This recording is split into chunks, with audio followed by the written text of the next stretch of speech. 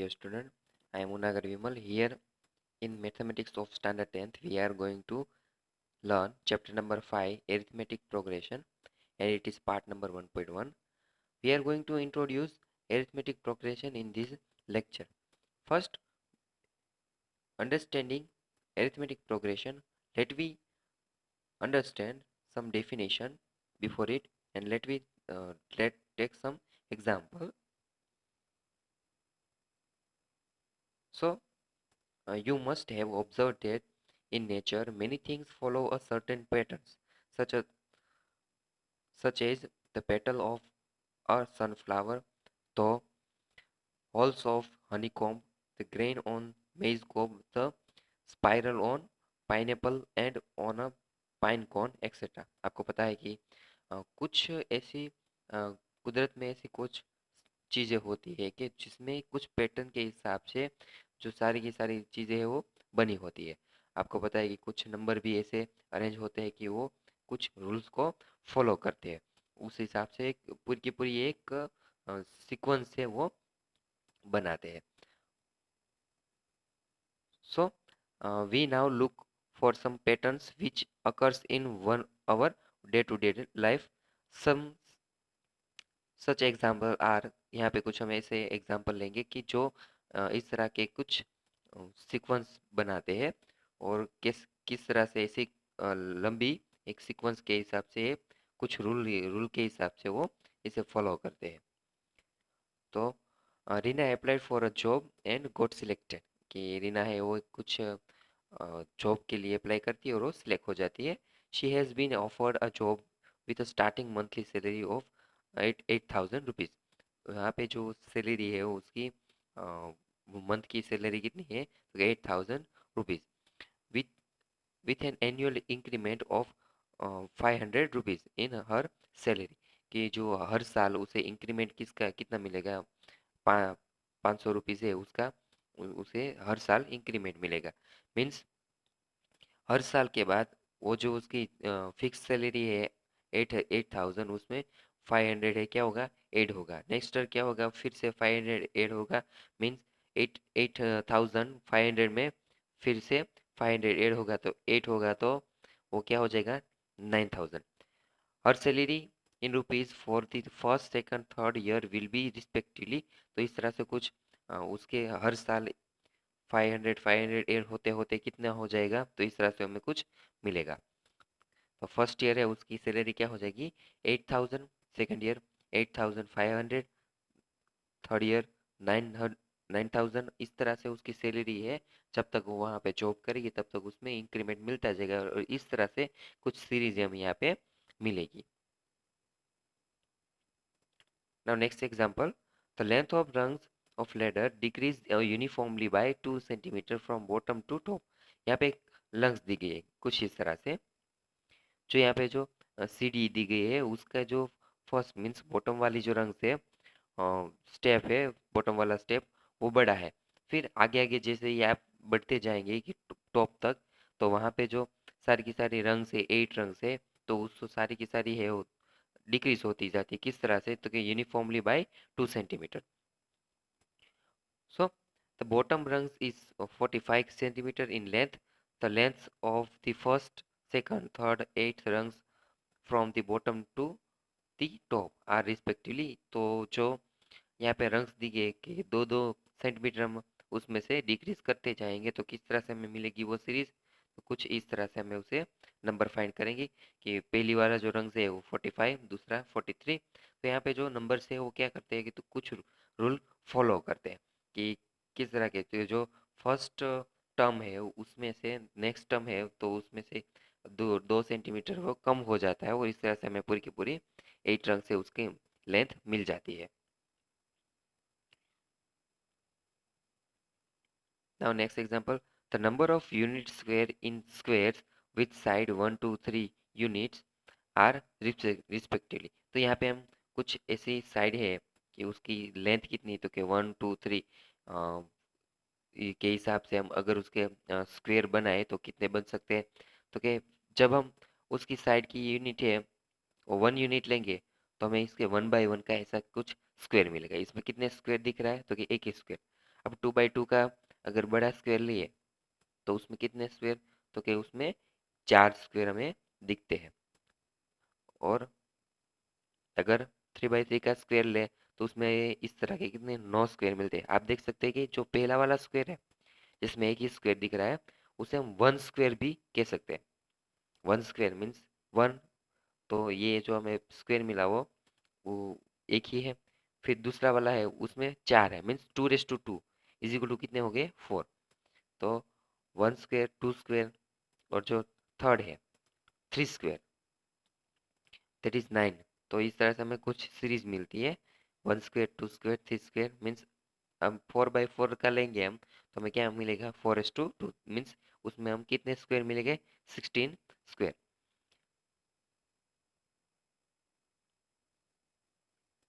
Now Shakila puts 100 rupees into her daughter's money box when she was 1 year old and increased the amount by 50 rupees every year। तो शकीला है वो अपनी daughter के जब उसके birthday पे हर साल 100 रुपीज़ है उसके मनी बॉक्स में वो रखती है, और हर साल जब उसका बर्थडे आता है तो वो उसमें 50 रुपये ऐड करती है। The amounts of money in rupees in the box on the first, second, third and fourth birthday where, तो जो हर साल वो 50 रुपये है उसमें ऐड करते जाए तो एक हमें सीक्वेंस मिलती है। किस तरह की, कुछ इस तरह से हमें सीक्वेंस मिलती है 100, 150, 200, 250, इस तरह से हमें रिस्पेक्टिवली एक सीरीज मिलती है। सो ये जो सारी की सारी सीरीज हमें मिली उसे हम एक सीक्वेंस कहते हैं। क्या कहेंगे उसे, सीक्वेंस। सीक्वेंस हम उसे कोई भी ऐसी नंबर की एक ग्रुप दिया गया है तो उसे हम सीक्वेंस कब कह सकते हैं। So sequence, the definition of sequence, when some number occurs in a definite order following to some definite rules, कि जो नंबर है वो कुछ इस तरह से कुछ ऑर्डर को फॉलो करते हुए ऐसे कुछ अ, मिलते हैं तो उसे हम क्या कहेंगे, सीक्वेंस।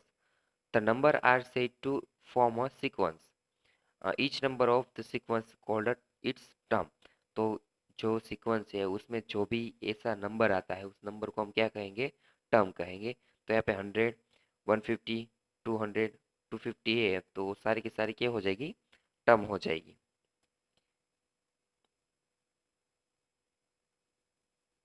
तो कुछ इस तरह की सीक्वेंस है हम यहाँ पे ली है।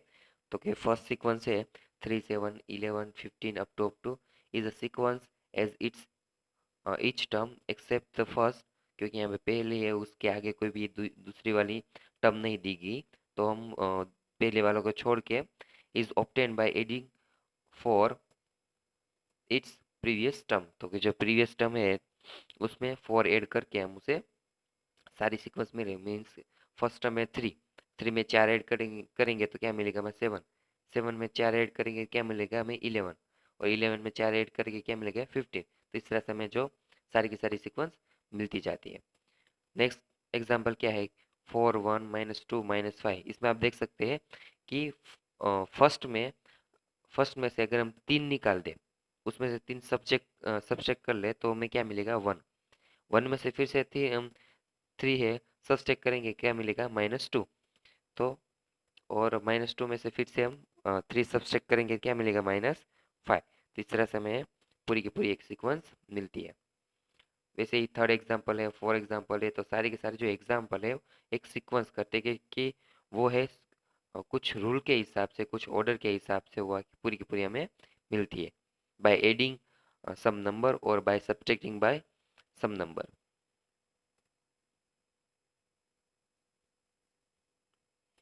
Now arithmetic progression. What is the arithmetic progression? That main concept of our chapter that we are going to understand now.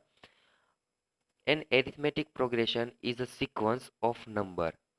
So arithmetic progression है वो एक sequence है of number in which each term is obtained by adding a fixed number to preceding term except the first term, कि जो हम preceding term है उसमें कुछ ऐड करके हमें नेक्स्ट टर्म है वो मिलती है। और इस तरह से सारी की सारी जो टर्म है उसमें कुछ नंबर ऐड करके हमें सीक्वेंस एक मिलती है। तो इस तरह की जो सीक्वेंस है उसे हम क्या कहेंगे, arithmetic progression. In short form it is written as AP. हम जो एरिथमेटिक प्रोग्रेशन है उसे शॉर्ट में किस तरह से लिखेंगे, एपी, एरिथमेटिक प्रोग्रेशन। एरिथमेटिक का ए और प्रोग्रेशन का पी, तो इस तरह से हम उसे शॉर्ट फॉर्म में एपी लिखेंगे। The fixed number which is added is called the common difference of AP.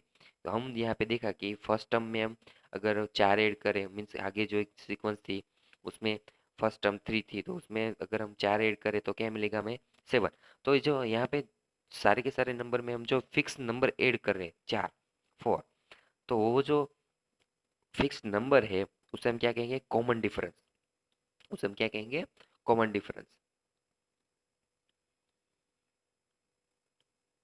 तो कॉमन डिफरेंस में भी पॉजिटिव, नेगेटिव और जीरो। जो हमें कॉमन डिफरेंस मिलेगा उसे हम वो नेगेटिव भी हो सकता है, पॉजिटिव भी हो सकता है और जीरो भी हो सकता है। We usually denote the first term of the AP by A। जो एरिथमेटिक प्रोग्रेशन है उसकी जो फर्स्ट टर्म है उसे हम ए से डिफाइन करेंगे। And the common difference bye D, और जो उसके कॉमन डिफरेंस है उसे हम किस तरह से डिनोट करेंगे, डी। तो ये जो दोनों नंबर है उसे हमें याद रखना है कि the first term of A P V denoted by A, and common difference है उसे किस तरह से डिनोट करेंगे, डी से हम उसे डिफाइन करेंगे। सो जनरल फॉर्म ऑफ एपी, किस तरह से हम जनरली उसे एपी को किस तरह से डिस्क्राइब कर सकते हैं। तो general form of an AP हमें पता है कि फर्स्ट टर्म है वो ए है, उसमें हम कॉमन डिफरेंस ऐड करते हैं, हमें नेक्स्ट स्टेप क्या मिलेगा, ए प्लस डी। फिर से उसमें हम कॉमन डिफरेंस ऐड करेंगे तो क्या मिलेगा, ए प्लस टू डी। और ए प्लस टू डी में फिर से हम डी ऐड करेंगे तो क्या मिलेगा, ए प्लस थ्री डी। तो इस तरह से पूरी की पूरी सीक्वेंस हमें यहाँ पे मिलती है, where A is the first term and D is the common difference। तो इस तरह से पूरी की पूरी जो एरिथमेटिक प्रोग्रेशन है वो हमें जनरेट होके यहाँ पे मिलेगी।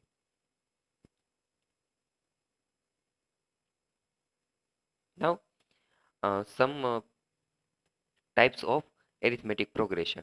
तो फाइनाइट एपी, अब एरिथमेटिक प्रोग्रेशन और फाइनाइट कब कह सकते हैं हमें, कि यहाँ पे जो सीक्वेंस दी गई होगी, सीक्वेंस में अगर दी गए नंबर्स, टर्म्स फिक्स हो गए, कुछ फिक्स हो गए, मीन्स 1 to 10 हो गए टर्म्स, 1 to 100, 1 to 1000, मीन्स ये जो सारी की सारी टर्म्स दी गई वो फिक्स होगी, तो इस तरह की कोई भी जो सीक्वेंस है उसे हम क्या कहेंगे, finite AP. So an AP consisting of only a finite number of terms is called a finite AP। अगर उसमें जो दी गई टर्म्स का नंबर है वो फाइनाइट होगा तो सारी वो जो सीक्वेंस है उसे क्या कहेंगे, finite AP. Such an AP always has the last term, कि जैसे फाइनाइट एपी है उसकी लास्ट टर्म दी गई होती है, तो इस तरह की जो सीक्वेंस है उसे हम क्या कहेंगे, finite arithmetic progression. For example 3, 6, 9 और उसका जो लास्ट टर्म है वो क्या है, 999। यहाँ पे 999 पे ये जो सीक्वेंस है रुक जाती है, मीन्स इसकी लास्ट टर्म है क्या है, 999 इज अ फाइनाइट एपी। और नाउ इनफाइनाइट एपी, जिसमें number of terms are infinite, तो उसे हम क्या कहेंगे, infinite AP. An AP in which the number of terms is unlimited, infinite, or in which each term is followed by another term is called an infinite AP। Such an AP has no last term, कि एक जो sequence है उसमें जो number होता है वो उसके बाद कोई नंबर उसे फॉलो करता जाता है, मीन्स हमें पूरी की पूरी एक लंबी सीक्वेंस मिलती है इनफाइनाइट, जो कहीं भी रुकते नहीं है। तो इस तरह की जो हमें सीक्वेंस मिलेगी उसे क्या कहेंगे, इनफाइनाइट एपी। यहाँ पे जो एग्जांपल दिए गए 4, 11, 18, 15 up to infinite is an infinite AP.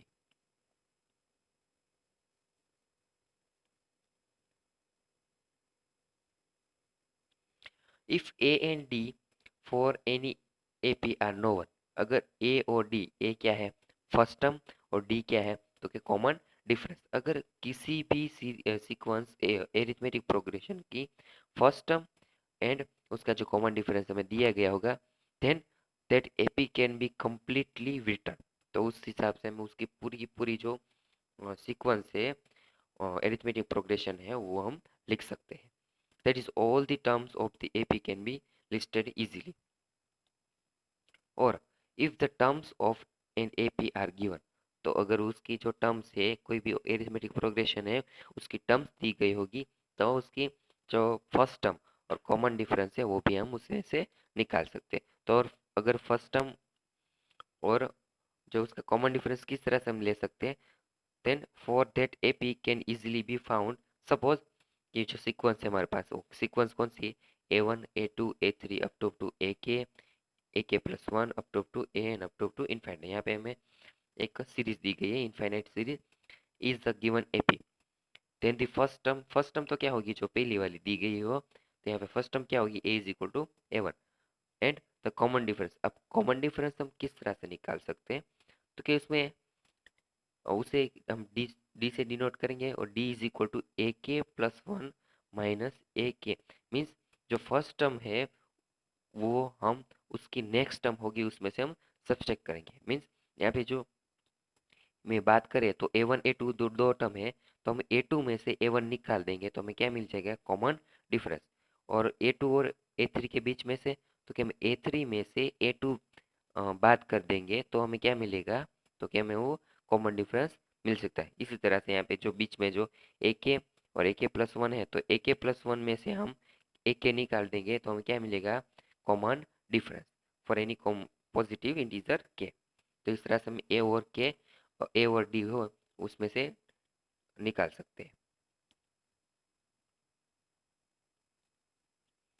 Now arithmetic mean between two given numbers A and B. अगर दो नंबर दिए गए हैं ए और बी, और उसमें कोई बीच का नंबर जो दिया गया होगा, तो ए और बी का वो क्या हो जाएगा, एरिथमेटिक मीन हो जाएगा।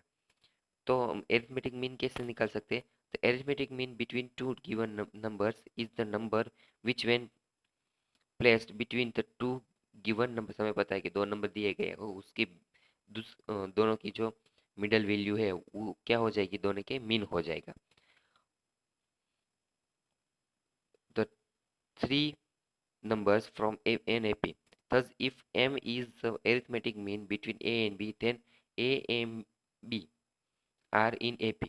अगर जो M है वो A और B का मीन होगा, तो वो क्या हो जाएगा, तो कि दो अगर उसे हम बीच में रख दे तो A M B are is AP बन जाएगा। सो हमें पता है, then according to the property of AP, M minus A, हमें पता है कि M ए के बाद M आता है, तो M में से हम A निकाल दे, और अ, जो एम बी है तो उसमें से बी में से हम एम निकाल दे, तो हमें दोनों का कॉमन डिफरेंस, हमें पता है कि एपी के अंदर जो कॉमन डिफरेंस है वो कैसा होता है, सेम होता है। तो हमें क्या मिलेगा, two M is equal to A plus B. Means जो मीन है उसका, ए और बी का जो मीन है वो क्या मिलेगा हमें, A plus B by two. Means उसका जो ए और बी है उसकी वैल्यू को हम टू से डिवाइड कर देंगे, उसका हमें मिल जाएगा। Thus, the arithmetic mean between two given numbers is their sum divided by 2. Now, अब यहाँ पे जो arithmetic progression दिया गया है उसमें से अगर हम कुछ नंबर निकालें, कुछ ऐड करें, कुछ डिवाइड करें या मल्टीप्लाई करें, तो हमें इस तरह से कुछ उसकी arithmetic progression मिल सकती है।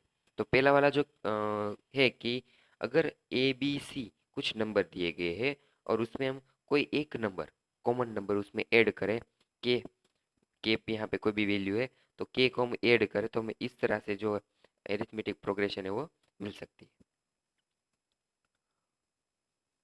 नाउ ए माइनस के, बी माइनस के, सी माइनस के आर इन ए पी। अगर किसी भी नंबर में से हम कोई कॉमन नंबर है वो निकाल दे, सब्ट्रैक्ट कर ले, तो वो भी क्या हो जाएगा, एरिथमेटिक प्रोग्रेशन।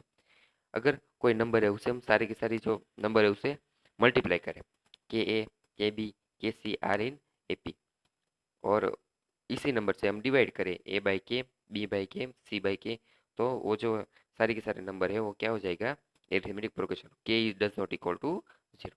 तो हमें याद रखना है कि ए को हम क्या कहेंगे, फर्स्ट टर्म, बी को क्या कहेंगे, कॉमन डिफरेंस, और एपी में सारी की सारी जो कॉमन डिफरेंस है, कोई भी दो टर्म के बीच में से हम कॉमन डिफरेंस निकाले तो सारे के सारे कॉमन डिफरेंस क्या हो जाएगा, सेम। मीन्स एपी में कॉमन डिफरेंस क्या आएगा, same.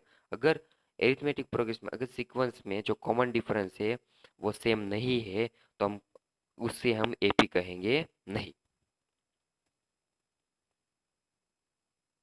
So in homework write the definition given in lecture 3 times. जो सारी की सारी यहाँ पे डेफिनेशन दी गई कौन सी तो कि sequence, arithmetic progression, infinite AP, finite AP.